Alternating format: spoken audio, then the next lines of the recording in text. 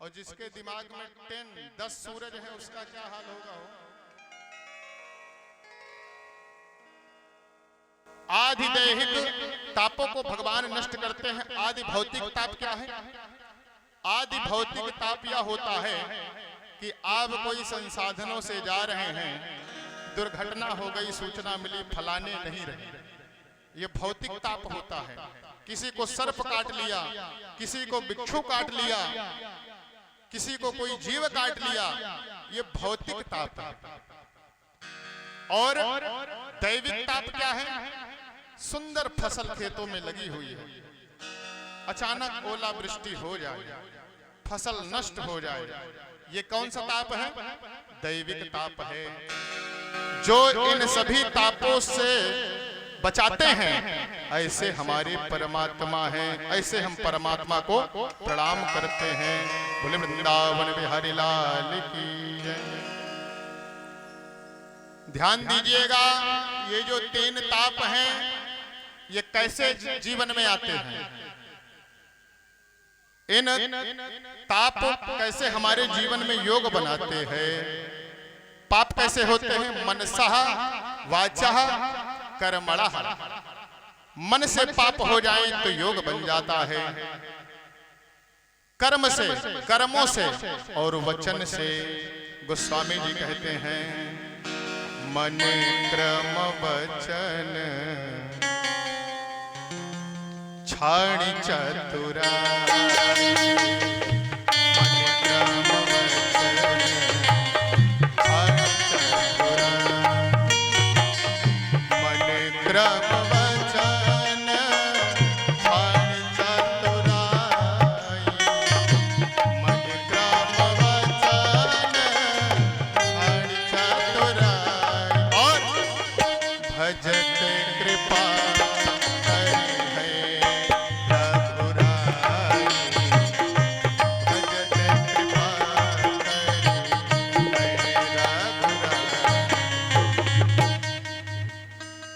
मन क्रम वचन, मन से, कर्म से, वचन से चतुराई छोड़नी पड़ेगी हमें आपको।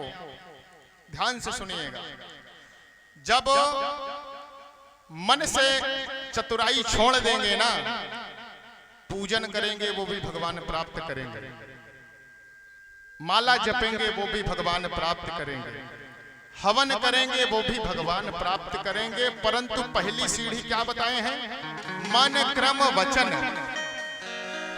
इन तीनों की चतुराई को समाप्त करना पड़ेगा। अक्सर हम तो यहीं रहते हैं, आप लोग सब जहां कलश यात्रा लेके गए थे श्री महाबली बाबा जी के धाम को, बोले महाबली बाबा महाराज की, वहां अक्सर मंगलवार को 2-4 कथाएं तो होती हैं सत्यनारायण भगवान की। तो यहां से बड़े भाव से जजमान लोग जाते हैं। देखिए, कोई बुरा मत मानना जो गए हो, बड़े भाव से जाएंगे और वहां पंडित जी बढ़िया चौक वगैरह बना करके दिव्य कर देंगे। अब जैसे ही पंडित जी कथा सुना रहे हैं, एक दाने में सारण्य ऋषि सोन का दिया, उतने में महाराज अक्सर देखे होंगे महाबली बाबा में डीजे बजता है, कोई डीजे लेकर के आ जाता है। अब महाराज जो कथा सुनने ऐसे बैठे हैं वो डीजे की तरफ देखते हैं, ऐसे हाथ भगवान की तरफ, मुख डीजे की तरफ, बढ़िया डांस हो रहा है, उसका आनंद लेते हैं। तो ये मन की चतुराई है। अगर मन से वहां भगवान सत्यनारायण जी की कथा को श्रवण कर रहे हैं तो वहीं ही आपको रहना चाहिए, कुछ ना सुनाई दे, हाथ जोड़ करके ओम नमो भगवते वासुदेवाय इस मंत्र का जाप करें, क्योंकि आपके मन में वो चतुराई है, इससे कुछ होने वाला नहीं है। क्रम से महाराज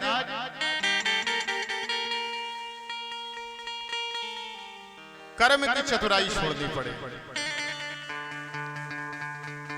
अब कर्म की चतुराई के लिए एक उदाहरण दे देते हैं। एक बहुत बढ़िया जजमान थे हमारे, उनके यहाँ 7 दिनों तक दिव्य अनुष्ठान हुआ और अनुष्ठान के बाद खूब बढ़िया कपड़े वगैरह बड़े सुंदर लाए अपने लिए और अपने भोजन के लिए शुद्ध देसी घी बनवाते। और भगवान के हवन के लिए बाबा रामदेव का घी लाते। और उस समय भी पंडित जी से करें, पंडित जी पूरा मत मिलाना हवन, थोड़ा मिलाना। ये कर्म की चतुराई है, इसको समाप्त करना पड़ेगा। वचन जो बोल रहे हैं हम आप उसको जी नहीं पा रहे हैं, जो बोलते हैं उसको जी नहीं पा रहे हैं। ये वचन की चतुराई है। अगर ये चतुराई जीवन में समाप्त हो जाए तो भगवान प्राप्त हो जाएं। देखिए ये जो चतुराई है ना, ये जीरो, ध्यान से सुनना सब लोग, तब समझ में आएगा। परीक्षित जी ध्यान से सुनना, आप समझ जाएं समझ लो, सब समझ जाएं, आप समझ जाएं सब समझ जाएं। पूजन करना एक जीरो। हम यहाँ बैठे हैं दीवर ग्राम सभा में, अगर इस पंडाल से जीरो जीरो लिखते हुए महाबली बाबा तक जाएं तो कितना बचेगा हो? जीरो, कुछ नहीं बचेगा। तो ये पूजा करना एक जीरो, ध्यान से सुनना। हवन करना एक जीरो, माला जपना तीसरा जीरो, कथा श्रवण करना चौथा जीरो। एक क्या है? मन क्रम वचन क्षण चतुराई। चतुराई समाप्त करके वो एक लग गया, और यहां से अगर एक लग गया और जीरो जीरो जीरो जीरो लिखते जाओ तो कितना हो जाएगा? अनंत हो जाएगा। वो फल अनंत हो जाएगा महाराज। जब इतना कर लेंगे तो गोस्वामी जी क्या कहते हैं? भजत कृपा करी है रघुराई। तब जाकर के रघुराई कृपा कर देंगे। भजन करो घर में। अब कहेंगे महाराज नवरात्रि में बढ़िया जागरण होता है, भजन तो करते हैं, ढोल मजीरा हारमोनियम लेकर के पीटना इसको भजन नहीं कहते हैं। ध्यान से सुनिएगा, भजन किसको कहते हैं? कि कहीं देख दुखिया गर दुखी तेरा मन है, यही तो भजन है, यही तो भजन है।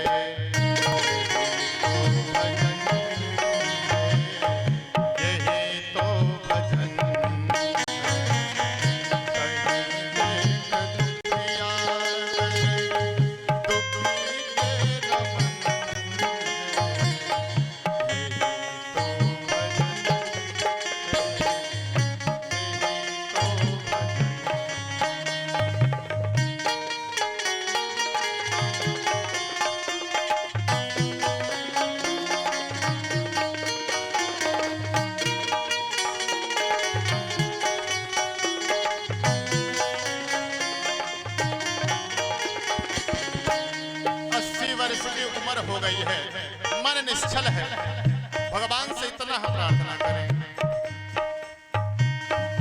कोई गिर गया है मैं कैसे उठाऊं, कोई गिर गया है मैं कैसे उठाऊं,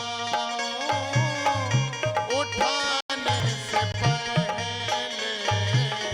स्वयं मेरे न जाऊं, उठाने से पहले स्वयं मेरे न जाऊं। वो रोता अगर तेरे मन में रुदन है, वो रोता अगर तेरे मन में रुदन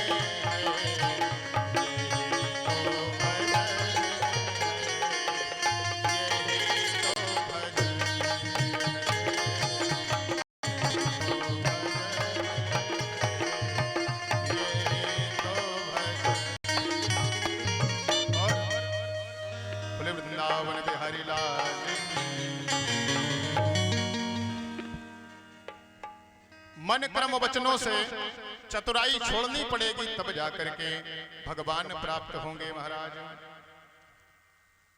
श्री सुखदेव जी महाराज प्रथम श्लोकों से भगवान का वंदन करते हैं। अब अपने गुरु जी के चरणों में ध्यान लगाते हैं।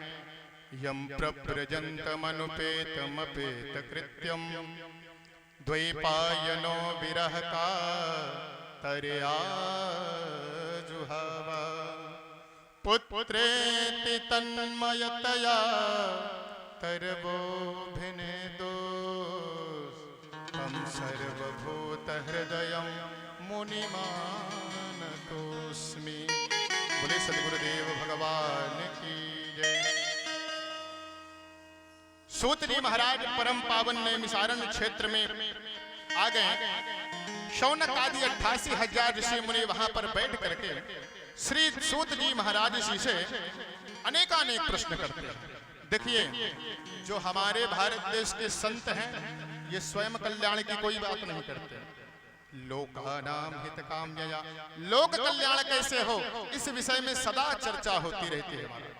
और नैमिषारण्य तीर्थ ऐसा है जिसमें जितनी भी कथाएं हुई हैं, यहाँ तक कि सत्यनारायण की भी कथा वहीं से सुनाई गई है। श्री सूत जी महाराज जो आयु में सबसे छोटे हैं, वो सभी ऋषि मुनियों के मध्य बैठ गए और उनमें सबसे बड़े शौनक जी महाराज वयोवृद्ध, वो श्री सूत जी महाराज जी से अनेकानेक प्रश्न करते हैं और कथा सुनने में परम कुशल। कथामृत रस स्वादः कुशलः शौनको ब्रवीत। शौनक जी महाराज वयोवृद्ध हैं, लेकिन उनमें भाव कितना सुंदर है, विनम्रता कितनी है महाराज, कि वो बैठ करके श्री सूत जी महाराज जी से अनेक प्रश्न करते हैं और श्री सूत जी महाराज उसका उत्तर दे रहे हैं। श्री शौनक जी महाराज कहते हैं, हे प्रभु, आपके ऊपर गुरु जी की विशेष कृपा है। अज्ञान ध्वांत विध्वंसा कोटि सूर्य सब प्रभा सूताख्याहि कथा सारम मम कर्ण रसायनम।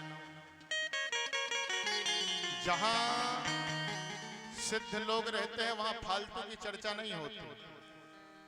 सूत जी महाराज जी से कहते हैं, अज्ञान ध्वांत विध्वंसा, प्रभु हमारे हृदय में, समस्त कलयुग के प्राणियों के हृदय में जो अज्ञान का घोर अंधकार व्याप्त है, सबके हृदय में इतना घोर अंधकार व्याप्त है और आपके पास करोड़ों सूर्य के समान ज्ञान है। हमारे अंदर अंधकार व्याप्त है, आपके अंदर करोड़ों सूर्य के समान ज्ञान है। प्रभु कृपा करके आपके ज्ञान का प्रकाश एक किरण अगर हमारे हृदय पर पटल पर डाल देंगे तो जो हमारा अंधकार तिमिर है वो ध्वस्त हो जाएगा, वो समाप्त हो जाएगा। तो प्रभु कुछ कथाएं ऐसी कहिए जो हमारे कानों को सुनने में बड़ी उत्तम लगे। सूता ख्याहि कथा सारम मम कर्ण रसायनम। हे महाराज, लोकानाम हित साधु पृष्ठम महाभागः लोकानाम हित काम्य। साधु संत मुनि जहां बैठते हैं वहां स्वयं कल्याण की बात नहीं करते हैं। लोकानाम हित काम्यया, लोक कल्याण कैसे हो इस विषय में चर्चा होती रहती है। श्री सूत जी महाराज जी को कहते हैं, प्रभु आपके ऊपर आपके गुरुदेव की विशेष बड़ी कृपा है। महाराज, अगर जीवन में गुरु नहीं है तो जीवन सजगता सरलता नहीं होती है। फिर भगवान के पास तो इंसान पहुंचता है लेकिन बहुत घूम करके, क्योंकि जिसका कोई गुरु नहीं है उसके भगवान गुरु हैं, लेकिन भगवान के भी कोई गुरु थे। तो श्री सूत जी महाराज जी से कहते हैं, आपके ऊपर गुरुदेव जी की बड़ी कृपा है। कोई साधारण व्यक्ति है, चिंता मणिर लोक सुखम सुरर तो स्वर्ग संपदम प्रयच्छति गुरु प्रीतो वैकुंठम योगी दुर्लभम। किसी को चिंतामणि मिल जाए, चिंतामणि का क्या प्रभाव है पता है आप लोगों को? चिंतामणि का यह प्रभाव है कि चिंतामणि अगर सामने रख दिया जाए, उसके सामने जो भी चिंतन किया जाए वो प्राप्त हो जाए। कल्प वृक्ष है, कल्प वृक्ष के नीचे बैठ करके जो भी कामना किया जाए, यहां तक कि स्वर्गम स्वर्ग संपदम, अगर उसके सामने आप बैठ करके स्वर्ग की संपदा मांगेंगे तो वो भी प्राप्त हो जाएगी। परंतु बिना गुरु के वैकुंठ प्राप्त होने वाला नहीं है। प्रयच्छति गुरु प्रीता वैकुंठम योगी दुर्लभम वैकुंठम योगी दुर्लभम। महाराज, जिनके पास गुरु नहीं है, अच्छे अच्छे योगियों को भी वैकुंठ नसीब नहीं होता है। तो महाराज कृपा करिए हमारे सबके ऊपर। तो श्री सूत जी महाराज कहते हैं कि अगर इतने सुंदर से आप हमसे पूछ रहे हो, इतने सुंदर आपके प्रश्न हैं, तो सावधा तनया श्रुणु। श्री सूत जी महाराज कहते हैं सभी लोग सावधान होकर के सुने, ध्यान दीजिएगा। जब कोई व्यक्ति किसी को बहुत कीमती चीज देता है तो सबसे पहले सावधान कर देता है। हमने देखा है शादियों में जाते हैं तो अक्सर देखते हैं, क्योंकि शादियों में जाते हैं जो मालिक होते हैं उनके साथ ही रहते हैं, क्योंकि पंडित जी का उन्हीं के साथ काम लगा रहता है। तो जब चढ़ाव बढ़ाव होता है तो उसको मेन मुखिया होता है, उनको कहते हैं भैया बहुत सावधानी से सब रखिएगा। सांसारिक चीजों को सावधानी से कह रहे हैं। तो श्री सूत जी महाराज कहते हैं कि मैं ऐसी पावन दिव्य कथा कहने जा रहा हूं, आप लोग सावधान होकर के सुने। सावधा तनया श्रुणु।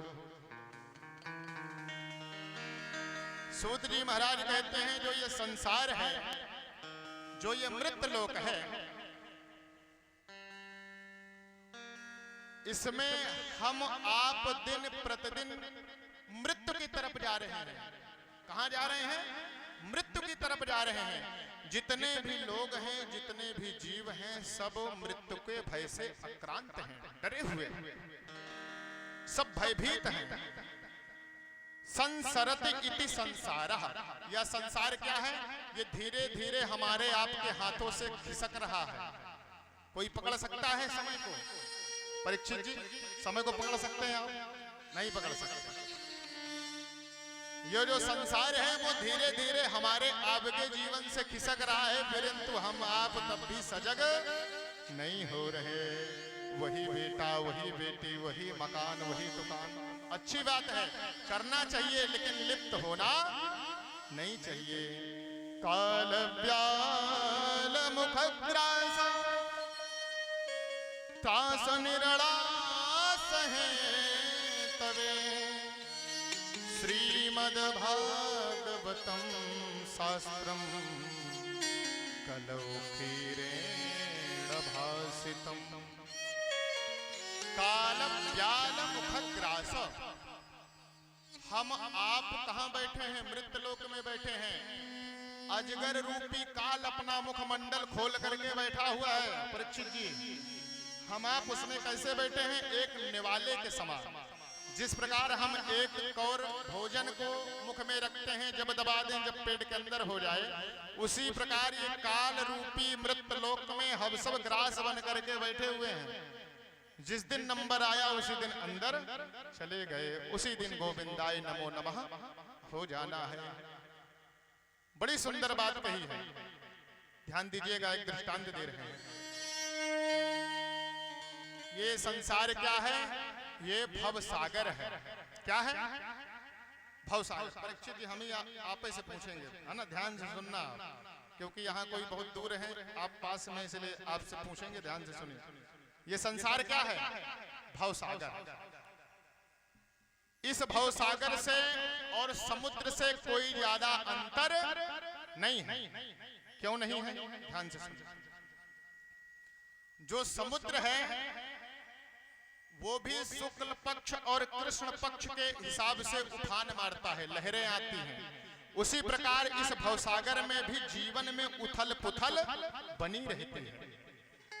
कोई बेटे से दुखी है, कोई बेटा से दुखी है, कोई किसी न किसी से क्रांत है, दुखी है। तो यह समझना चाहिए कि ये जो संसार है ये देखने में तो बड़ा ही सुंदर है। सुंदर लगता है ना संसार देखने में? चले जाओ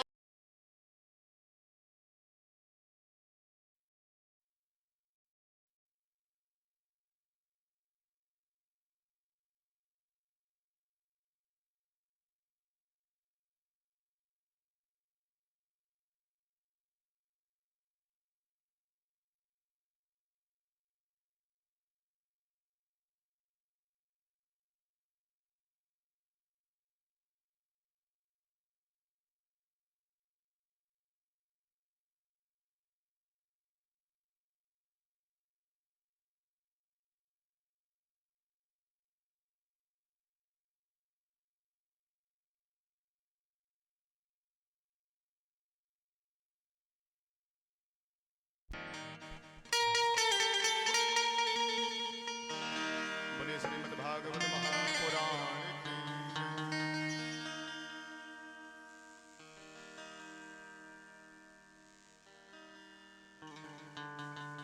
बोले वृंदावन बिहारी लाल की। कथाएं बहुत हैं।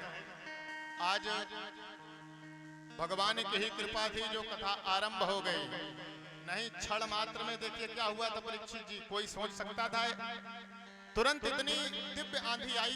भगवान कुछ भी कर सकते हैं। भगवान से ऊपर कोई है क्या? कोई है? अपना सोचा होता नहीं, प्रभु सोचा तत्काल। भगवान की इच्छा थी कि आज इतनी ही कथाएं सीमित होनी चाहिए। तो संसार देखने में बड़ा सुंदर रहता है, लोग बड़े सुंदर रहते हैं। जब उनके अंदर जाओ, उनसे मुलाकात करो, तब पता चलता है महाराज ये कितने अच्छे हैं, कितने बुरे हैं। उसी प्रकार जो समुद्र का जल है, ध्यान दीजिएगा, उसको उठाओ तो बड़ा निर्मल लगता है, बड़ा पावन लगता है। जैसे ही उसको पीने का प्रयास करो तो मूड खराब हो जाता है। इतना खारा जल रहता है समुद्र का, रहता है कि नहीं? तो इसी प्रकार ये भी संसार सागर उसी प्रकार है। हमें आपको पता है कि एक न एक दिन मरना है, सबको पता है, सब कोई यह जानता है, फिर भी आराम कर रहा है, फिर भी अपने दुनिया में मस्त है। महाराज जब जाना होगा तब चले ही जाएंगे। सबको पता है एक न एक दिन इस धरा को छोड़ करके जाना है।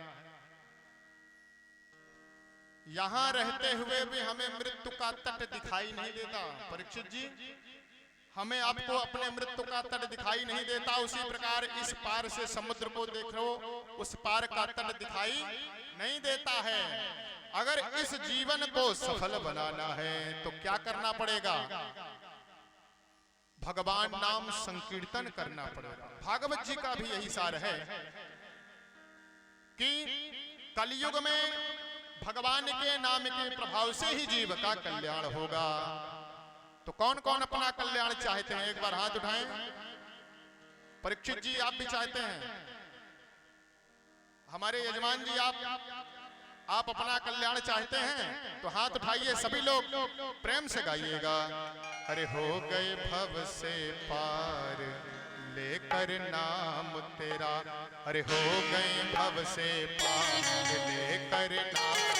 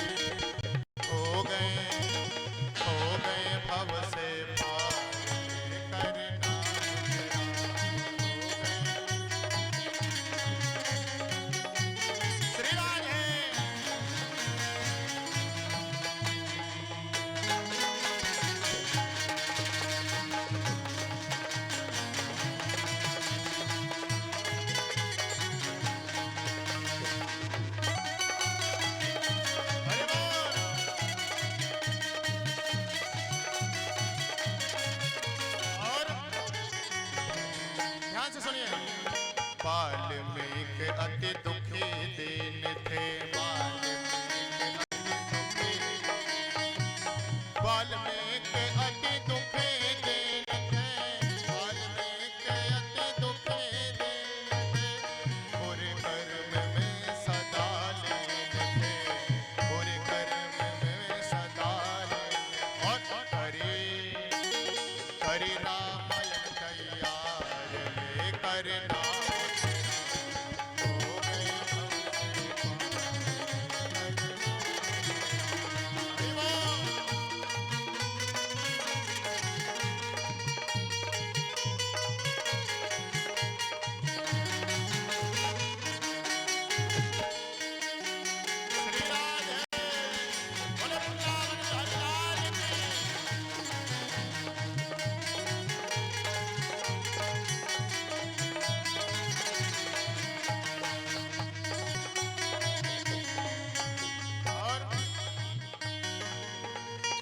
थे नल नील जात के बानर, थे नल नील जात के बानर, थे नल नील जात के बानर, राम नाम लिख दिया सिला पर, राम नाम लिख दिया सिला पर। और क्या हुआ? थे नल नील जात के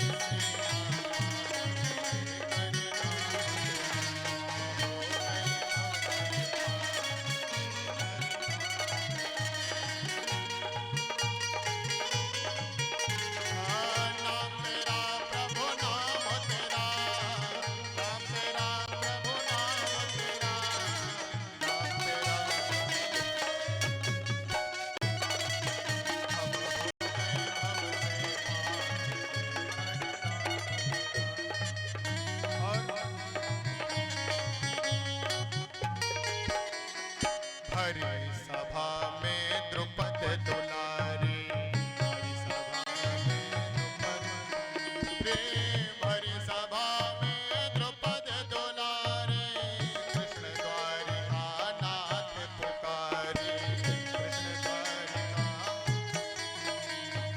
हरि सभा में द्रुपद दुलारी, कृष्ण द्वारिका पुकार।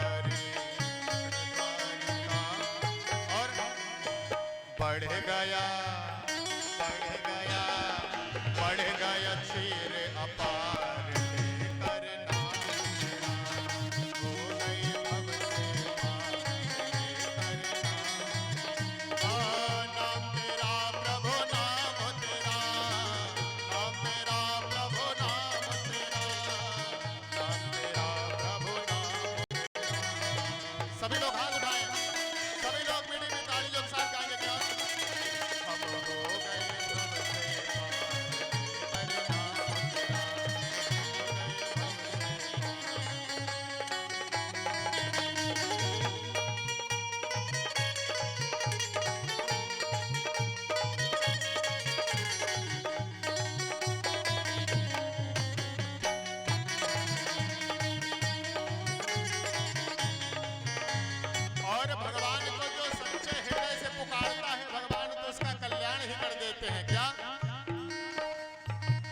गजने आधा नाम पुकारा, गजने आधा नाम पुकारा, करुण छोड़ कर उसे दोबारा, करुण छोड़ कर और किया ग्राह उद्धार करना मेरा, किया ग्राह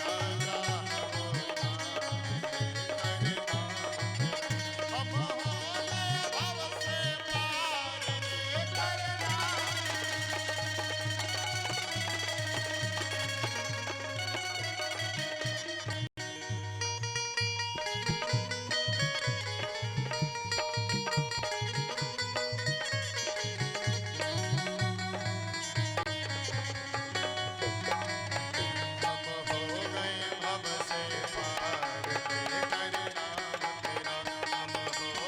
करना। इस संसार से पार जाना है तो भगवान के नाम का सहारा लेना पड़ेगा महाराज। सूत जी महाराज कहते हैं सभी जीव हैं जो भयों से आक्रांत है मृत्यु के भय से। श्रीमद् भागवतम शास्त्रम कलौ कीरेण भासितम। देखिए ये जो श्रीमद् भागवत है ये सुख स्वरूप तोते स्वरूप भगवान सुखदेव जी के मुखों से परीक्षित जी को पिलाया गया। बहुमुखी तोता नहीं है परीक्षित जी, हमने सुना आप तोता पाले हैं, सही है, तो उसको जो आप सिखाएंगे वो उतना ही बोले। जो तोता पालते हैं जितना उसको सिखा दो वो केवल उतना ही बोलता है, परंतु जो ये भगवत रूपी फल है इसमें जो चोंच मारे हैं वो कोई साधारण तोता नहीं है। वो कौन है महाराज? अपने माँ के गर्भ में 12 वर्ष तक रहे और भगवान ने उनको वहां पर के आशीर्वाद प्रदान दिया। ऐसे श्री सुखदेव जी महाराज हैं। बोले सुखदेव भगवान की। महाराज जब परीक्षित जी को श्राप लगा कि आपको 7 दिन में तक्षक नाग के डकने से आपकी मृत्यु हो जाएगी, तो परीक्षित जी क्या किए कि सारा राजपाट त्याग करके गंगा जी के पावन पुण्य स्थान पर पहुंच गए और सुखदेव जी महाराज जी से भागवत कथा श्रवण करने के लिए आग्रह किया। कहने लगे प्रभु 7 दिन में जीव का कैसे कल्याण, जैसे कल्याण हो वैसे आप कर दीजिए। तो श्री सुखदेव जी महाराज जैसे ही कथा को प्रारंभ करना आरंभ किया उसी समय क्या हुआ? सुधा कुंभं गृहीत्वैव देवास्तत्र समागमन्, देवास्तत्र समागमन्। भागवत की महिमा बताई गई है, ध्यान से सुने। जैसे ही परीक्षित जी ने सुखदेव जी ने परीक्षित जी को कथा श्रवण कराना चाहा उसी समय समस्त देवता समाज देवलोक का जो भी समाज है सब अमृत का कलश लेकर के परीक्षित जी के पास आ गए, सुखदेव जी महाराज जी के पास आ गए। तो सुखदेव जी को बड़ा आश्चर्य लगा। अच्छा देवता बिना बुलाए कहीं नहीं जाते, देवता बड़े स्वाभिमानी होते हैं, वो कहीं बिना बुलाए नहीं जाते हैं। तो परीक्षित जी को देख करके देवता श्री सुख जी महाराज जी से कहते हैं कि प्रभु हमने सुना है परीक्षित जी को 7वें दिन तक्षक के डसने से मृत्यु को प्राप्त हो जाएगा। तो सुखदेव जी महाराज मुस्कुरा रहे हैं, उनकी बातों को सुन रहे हैं। तो देवताओं ने कहा प्रभु यह अमृत का कलश लेकर के आए हैं, अगर इसको परीक्षित जी को पिला देंगे तो जो परीक्षित जी मृत्यु का उनका जो भय है वो समाप्त हो जाएगा, परीक्षित जी नहीं मरेंगे। तो सुखदेव भगवान जी ने सोचा कि ये देवता बिना मांगे बिना बुलाए आ गए हैं अमृत का कलश ले करके। अच्छा ये बताइए, अमृत साधारण चीज है क्या सुखदेव जी, परीक्षित जी? अमृत साधारण तो नहीं है महाराज। समुद्र मंथन किया गया, 14 रत्न उत्पन्न हुए, उसमें से सबसे दिव्य रत्न अमृत निकला और अमृत के चक्कर में देवासुर संग्राम हो गया।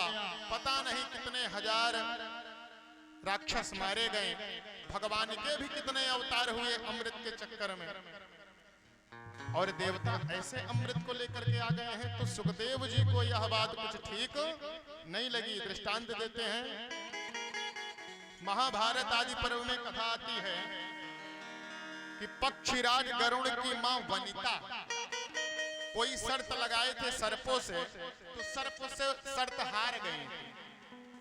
तो जब सर्पों से शर्त हार गई तो सभी सर्पों ने गरुड़ जी की माता वनिता को दासी बना लिया था। अब आप बताइए, गरुड़ को देख करके सर्प कितनी जोर भागता है, दूर भागता है कि नहीं भागता?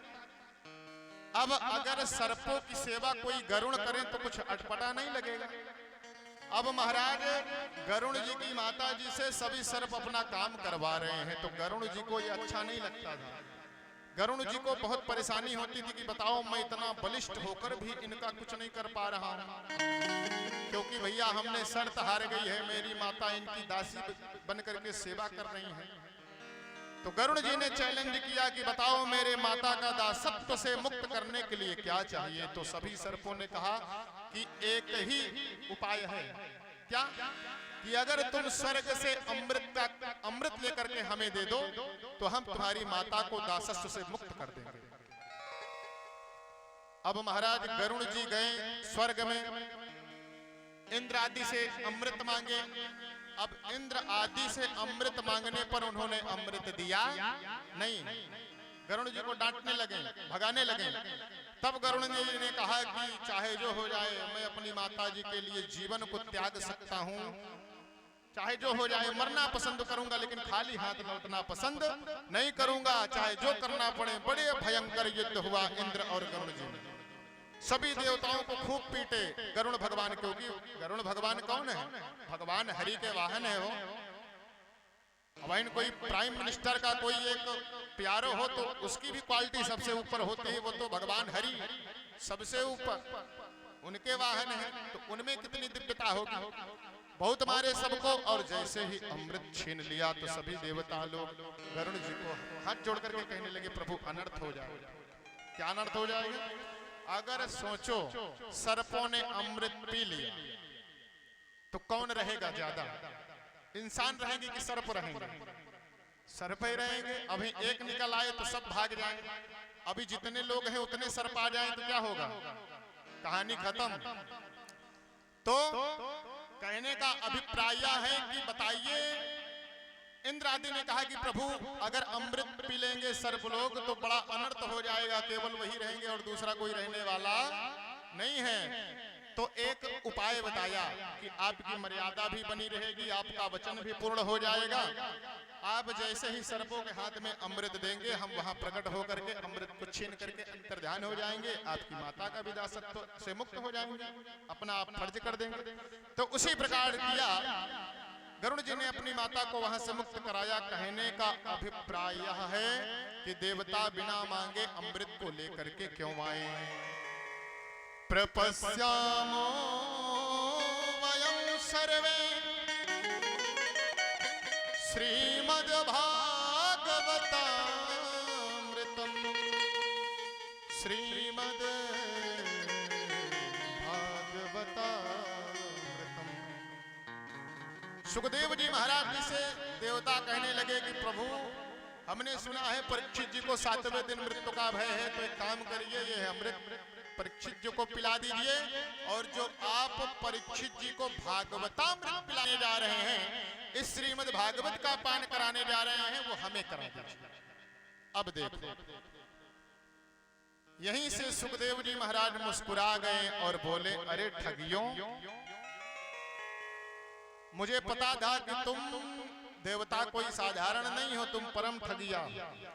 तुम अपनी बुद्धि बनियों वाली लगाते हो। देखिए बनिया कोई जात नहीं होती, जो लेन देन की बात करे वो बनिया। परीक्षित जी, तो कथा में भी लेन देन की बात नहीं होनी चाहिए, है ना कि नहीं? लेन देन की बात तो नहीं की कुछ आपसे, हाँ, तभी कल्याण होता है। तो सुखदेव जी महाराज ने कहा कि अरे ठगियों, अगर तुम श्रोता बन करके आते, देखो यहाँ इतने लोग बैठे हैं, यहाँ कोई किसी से नहीं पूछ रहा भैया तुम कथा सुनने आए हो, कौन हो, कहाँ के हो, क्या है। जो कोई आ रहा है बढ़िया सुन रहा है, जिसकी इच्छा है वो सुन रहा है, जिसकी इच्छा नहीं रहा वो जा रहा है। तो सुखदेव जी भगवान कहते अगर तुम श्रोता बन करके आते, बैठ करके कथा सुनते, तो मैं तुम्हें जरूर सुनाता, परंतु तुम ठगिया बन करके आए हो, व्यापारी बन करके आए हो, भागवत को व्यापार समझना चाहते हो, इसीलिए तुमको यह प्राप्त होने वाला नहीं है। सुखदेव जी ने बहुत बेइज्जती की देवताओं की। कैसे की? क्वा सुधा क्वा कथा लोके क्वा काचा क्वा मणिर्महा ब्रह्मरातो विचार्यैवं तदा देवांजहासहा। सुनिए, देवताओं को सुखदेव जी ने यह डांट करके भगा दिया कि ये जो तुम्हारा अमृत है ये क्या है? क्वा सुधा क्वा कथा लोके क्वा काचा। अमृत को सुखदेव जी कांच का टुकड़ा बता रहे हैं। बताइए, अमृत कोई साधारण चीज तो नहीं है, परंतु सुखदेव जी कहते हैं ये तुम्हारा कांच का टुकड़ा कहाँ, और हमारी ये जो भागवतामृत है ये मणि है। क्या है ये? मणि। अगर कोई कांच का टुकड़ा देने के बाद मणि मांगे तो ऐसा हो सकता है? कोई करेगा ऐसे? अभी कोई कांच का टुकड़ा ले जाए और कोई सोनी जी से कहे भैया ये कांच का टुकड़ा ले लो, हमें मणि दे दो, तो वो मार के भगा देगा। तो सुखदेव जी महाराज ने अमृत को कांच का टुकड़ा बता दिया और भागवतामृत को मणि बता दिया। क्यों बताया? ध्यान से सुनिए। कहते हैं कि अमृत उन्हीं को प्राप्त होता है जो पुण्य करके इस देह को छोड़ करके स्वर्ग में जाते हैं, उन्हीं को अमृत मिलेगा। अब यहाँ जितने लोग चाहें कि हमें अमृत मिल जाए, ये हो सकता है, और यहाँ जितने लोग बैठे हैं या चाहें कि हम भागवत सुन ले, तो ये तो हो ही सकता है। हो सकता है कि नहीं हो सकता? इसका कारण है कि अमृत पक्षपाती है। अमृत देखती है कि कौन पुण्यात्मा है, कौन दुष्ट आत्मा। अमृत केवल पुण्यात्मा को प्राप्त होती है, जो इस देह को छोड़ करके पुण्य किया होगा। अब कलयुग में भगवान मालिक हैं, कितने लोग पुण्य करते हैं, पुण्य से ज्यादा तो रोज पाप हो जाते हैं, उठते ही झूठ बोलते हैं। सूत जी महाराज सनुकादियों से कहते हैं कि पक्षपात करती है अमृत। अमृत उसी को मिलता है जो सुंदर कर्म किया हो, पुण्य किया हो, शरीर को त्याग करके स्वर्ग में गया हो, तब उसको अमृत मिलता है। और अमृत का प्रभाव तब तक रहे जब तक उसका रहता है, और जैसे पुण्य समाप्त वो उल्टा पृथ्वी पर गिर पड़ता है, फिर मनुष्य जन्म लेता है, फिर उसकी योनियां चालू हो जाती हैं। तो जो भागवत अमृत है ये पक्षपाती नहीं है। इसमें कहा गया है प्राणी मात्र का कल्याण हो जाए। प्राणी होना चाहिए, प्रेत होना चाहिए, यहाँ तक बताया है, आगे की कथा में आएगा। यहाँ प्राणी छोड़ो, प्रेतों की भी मुक्ति हो जाती है। ऐसे श्रीमद् भागवत कथा अमृत है। हो अमृत पुण्य देख करके प्राप्त होती है, और भागवतामृत पक्षपात नहीं करती है। दुष्ट आत्मा हो, पापी आत्मा हो, जीवन में पाप ही किया हो, वो भी अगर इसको श्रवण करे और मनन करे वो भी तर जाता है। तो इसीलिए सुखदेव जी महाराज ने देवताओं को डांट कर भगा दिया कि तुम्हारे ये कांच के टुकड़ा कहाँ और ये भागवतामृत समान मणि कहाँ। अब देवता लोग दौड़े दौड़े ब्रह्मा जी के पास गए। देवताओं की एक विचित्र दशा, उनको कोई मार दे, कोई कुछ कह दे तो सीधा ब्रह्मा जी के पास पहुंचते। ब्रह्मा जी के पास गए और कहने लगे, प्रभु यह बताओ, अमृत कोई साधारण चीज तो है नहीं, अमृत कोई साधारण चीज तो नहीं है, लेकिन सुखदेव जी को देखो, ये हमें भागवतामृत पान नहीं कराए, हमें कथा नहीं सुनाए, और मनुष्यों को खूब सुना रहे हैं। ऐसा क्यों? क्या हमारी अमृत श्रेष्ठ नहीं है? तब ब्रह्मा जी ने कहा, राज्ञो मोक्षम तथा वीक्षम पुरा धाता विस्मता सत्यलोके तुलां बद्धा तोलयत् साधनान्यजः। ब्रह्मा जी कहते हैं कि देखो परीक्षित जी अभी कथा सुन रहे हैं, या देखते हैं कि अगर उनकी 7 दिन में मुक्ति हो जाती है तब तो मानेंगे कि भागवतामृत श्रेष्ठ है। तो देखते देखते परीक्षित जी की जैसे ही मुक्ति हो जाती है तो ब्रह्मा जी एक तराजू मंगाते हैं, सत्यलोके तुलां बद्ध्वा तोलयत् साधनान्यजः। तराजू मंगाते हैं, 17 पुराण एक पलड़े पर रखते हैं, 6 शास्त्र, 17 पुराण, उपनिषद सब एक पलड़े में रखते हैं और एक पलड़े में श्रीमद् भागवत संहिता रखते हैं। तो जितने पलड़े थे सब ऊपर लटक जाते हैं जिसमें अन्य ग्रंथ होते हैं और भागवत का पलड़ा नीचे हो जाता है। बोलिए श्रीमद् भागवत महापुराण की। समय भी ज्यादा हो गया, आज श्री गणेश हो गया है। अपनी कथा को यहीं विराम करते हैं। कल से 5 बजे सब लोग को आ जाना, आ जाएंगे सब लोग कल से 5 बजे। समय ठीक है ना? 5 बजे से बढ़िया समय है। देखिए हम 5 बजे कह रहे हैं तो आप लोग 6 बजे आएंगे, हमें पता है। हम राइट समय इसलिए बता रहे हैं कि 5 बजे हम यहाँ आ जाएंगे। हमारे जो संगीतज्ञ भैया हैं ये तो 4 बजे आ जाएंगे, 4 बजे से यहाँ करके बैठ जाएंगे, 4:30 बजे आरती हो जाएगी, 5 बजे से कथा प्रारंभ हो जाएगी। तो आप लोगों को 4:30 बजे ही आ जाना, ठीक है? तो सब अगर समय में कोई दिक्कत होगी तो अतुल भैया, मोनू भैया जिसे किसी से बता दीजिएगा, तो समय इधर उधर देख लेंगे। सभी लोग गृह कार्यों से निवृत्त होकर के समय से आए और समय से यहाँ आपको 8 साढ़े 8 बजे तक फ्री कर दिया जाएगा। बोलिए श्रीमद् भागवत महापुराण की। आइए हमारे गुरुदेव भगवान जी के द्वारा दिव्य प्रार्थना है, उसको सब लोग प्रार्थना को श्रवण करें और उसके बाद दिव्य आरती का आनंद लें। भगवान का कीर्तन करते हुए अपने घर को जाएं। बोले श्रीमद् भागवत महापुराण की। सभी लोग प्रार्थना करेंगे, हाथ जोड़ दें। हो प्रार्थना दीननाथ से मेरी यही, प्रार्थना दीननाथ से मेरी यही,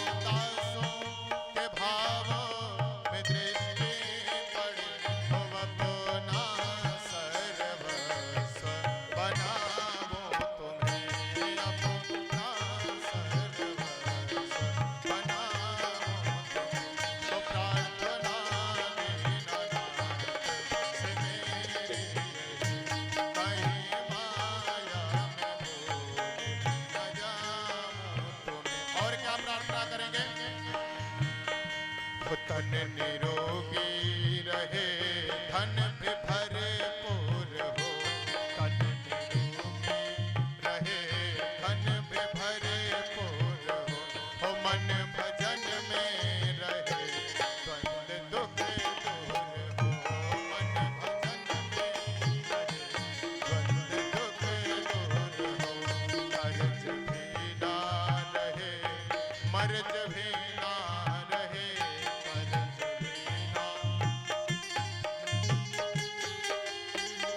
वो फर्ज निभता रहे ऐसा वर दीजिए, फर्ज निभता रहे ऐसा वर दीजिए। वो प्रार्थना दीननाथ से मेरी, कहीं माया में भूले न जाऊं। बोलिए भक्तवत्सल भगवान की, बोले वृंदावन बिहारी लाल की।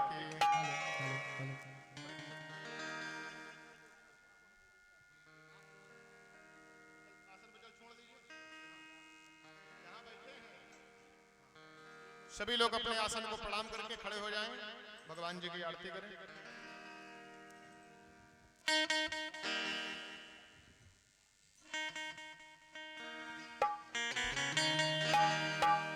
हरि ओम मा चंद्रमा मनसो जातश्चक्षुः सूर्यो अजायत श्रोत्रादाश्च प्राणश्च मुखादग्निरजायत।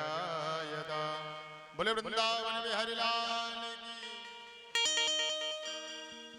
आरती की थाली सभी लोग मनसा भगवान की आरती करें।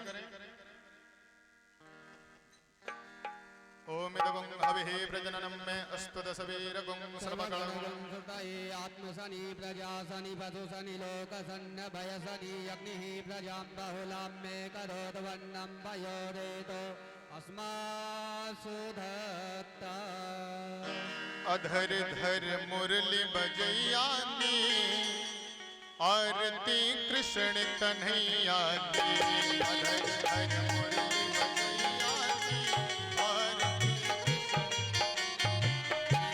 अधर धर मुरली बजैया की, आरती कृष्ण कन्हैया की। अधर धर